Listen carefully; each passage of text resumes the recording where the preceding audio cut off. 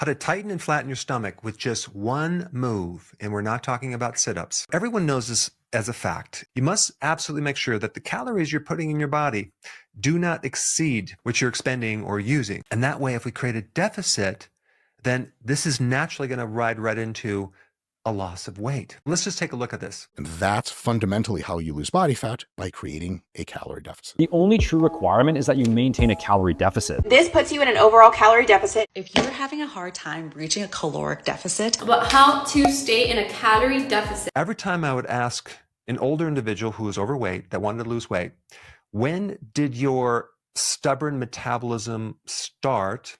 It was usually in their late 20s or early 30s after a series of calorie restrictive diets. And it is a theory, it's not a fact. I mean, we've tried this for decades and it just has not worked. Here's the missing piece of the puzzle that you really need to understand. Our bodies are not as simple as a car where you have inputs and outputs. We have what's called the endocrine system. And this system causes our body to adapt within its environment. And so what the body's going to do when you lower your calories is it's going to adjust. It's going to become more efficient, which you may feel that it's a bit slow. It can run further on the same amount of fuel as before. The other problem with lowering your calories is that now we increase the battle of hunger, cravings, and now it's going to be even harder because you're going to have to increase your willpower to stick to it. So is this whole calorie deficit model sustainable? No, it's not. I want to bring up one book right here. It's called Guyton's Physiology, and I want to show you two quotes out of the book. Page 927, right here. Let's take a look at this. All aspects of fat metabolism are greatly enhanced in the absence of insulin. Then we have page 822. It says right here, when carbohydrates are not utilized for energy, almost all of the energy of the body must come from the metabolism of fats. I really think people who are stuck in this outdated model of calorie deficit just don't understand insulin. And unfortunately, you know, when you're taking classes, whether you're studying Guyton's Physiology, maybe in school, they're not going to really emphasize that point. To really understand this, you're going to have to really dive into it and study it after you graduate because it's not really taught. Insulin is the hormone that controls whether you burn fat or not. If you reduce insulin, your body can then tap into your own fat for energy. And the thing that triggers insulin is carbohydrates. If we look at the three parts of food, we have carbohydrates, protein, and fat. It's the carbohydrates that stimulate insulin the most. Fat actually is neutral. Protein has a moderate effect on insulin, but it doesn't even compare to carbohydrates. This right there tells us you cannot treat all three of these equally. All calories are not the same. It is important to talk about the quality or the type of calorie we're talking about. And if we really want to lose weight, we must lower insulin. To do that, we must lower our carbohydrate calorie. What's interesting about lowering our carbohydrate calorie and lowering insulin, our body needs to get fuel. Where is it going to get the fuel? When you are eating, you're getting your energy from your food. When you're not eating, where are you getting your energy from? Are you getting it from fat? If you're living on a higher carbohydrate diet, it's very unlikely you're going to be able to tap into much fat. If you can lower your carbs, your body can then finally tap into your own fat. Let's say, for example, you're living on 1,500 calories with the low carb diet. You're also, in addition to those 1,500 calories, using a good amount of fat calories. It could be, I don't know, 500 or more, maybe 700, 800 additional calories that we can put in the pool for energy. Part of it's diet, part of it's your own fat. And so guess what's so cool about that? Your hunger goes away. You're no longer craving carbs between meals. Why? Your body is eating your own fat between the meal. If you don't lower insulin, your body's not going to eat your own fat. But if you do lower insulin with a low carb, then the body will eat your own fat as fuel. We can make it easy on yourself, not have any cravings or hunger while you're doing your weight loss program, or you can cut your calories. And the cool thing about the ketogenic diet, which is the low carb diet, is that a lot of the energy that your body's running off of is not from the diet.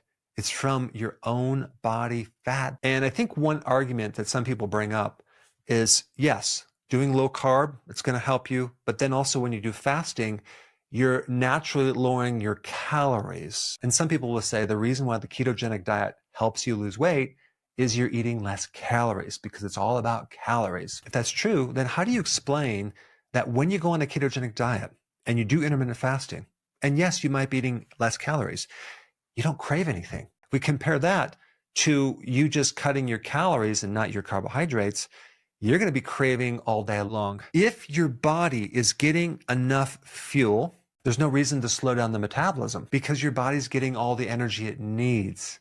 This is the purpose of fat, to be able to survive between meals. You want to think about your fat as a biological pantry that you're tapping into, so you don't have to tap into your actual pantry. This does work, and I have 8,000 people to prove it. Check this out on my website. The other little point on this is that fat provides more than double the energy than glucose provides. It's very important to tap into fat, to use that as a nice sustainable amount of energy for your body. The key to this whole thing is turning insulin way down. I am almost to the exercise I'm going to show you to tighten and tone the midsection, but I wanted just to kind of mention just one thing. It takes about 2 to 3 days to get into the state of ketosis, so it's not that long. But it does take 2 to 3 weeks to fully get into hardcore fat adaptation. And I want to explain the difference. Fat adaptation is when your body is burning the most fat possible. And your body can burn ketones, but it can also burn fat. That's actually 2 different sources of fuel. If we look at carbohydrates, proteins, and fats, carbohydrates should be about 5% of the diet. The protein should be about 20%, and the rest should be the fat. Inside your abdomen, you may have what's called visceral fat, and that is going to come off with the diet that I just mentioned. You also have the superficial layer of fat, which is also like a spillover from the other fat that is being backed up into the organs. Deeper in there, you have a layer of fascia. This fascia is like a gel-like connective tissue, and it can atrophy if you don't use it. And that atrophy can look like a flabby stomach. What I'm going to show you is one of the best exercises that is not a sit-up, that is going to tone and tighten this area around your abdomen to get rid of that flabby stomach and almost act like a girdle that's keeping everything nice and tight and toned. All we're going to do is this one exercise called, it's a funny name, the dead bug. And it's called a dead bug because it looks like a dead bug upside down, trying to flip over. And I'm going to recommend you do this alternating your leg and your arm when you reach back. You see, this will give the optimum tension in the middle section to stimulate the fascia and the muscles to get really nice and toned. Versus if you did sit-ups or crunches, the problem with that is you're going to activate the deeper muscles called the psoas, which are the hip flexors, and that is going to eventually cause your back to be out of balance. So here's how you do it right here. Today's exercise tutorial is the dead bug. Dead bugs are great for helping to control front to back pelvic tilting, and it's also a good abdominal exercise that improves coordination, and it generally makes you long and straight. One of the secondary functions is to help you control rotation in the hips. So to get started, you're going to lay down on your back. We lay down on our back with our knees over our hips. Our hips, knees, and ankles are bent at 90-degree angles. Our lower back is flat on the ground so that I cannot slide my hand underneath my back. All right, so it's by controlling this pelvic tilting, we control the arch in our lower back. Use your abdominals. Your arms are straight up, pointing at the ceiling. From this position, fully extend your left leg.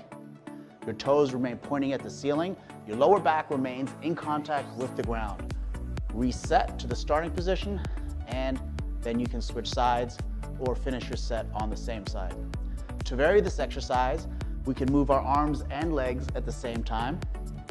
We can go same side, or we can go opposite side.